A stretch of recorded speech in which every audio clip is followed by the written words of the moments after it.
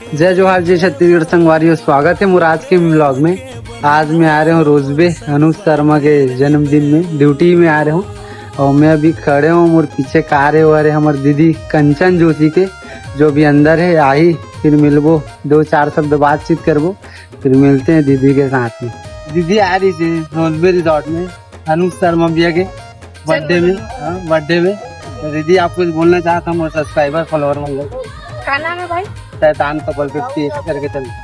आपके YouTube channel है शैतान कपल 50 शैतान कपल 58। हाँ, वो शादी हो गई जिला मेरी। अरे वाह ठीक है भाई, जैसे चेहरा से भी दिखत है शैतान, वैसे अपन YouTube चैनल के भी नाम रखे है शैतान कपल 58। बोला लाइक करूँ, शेयर करूँ, सब्सक्राइब करूँ।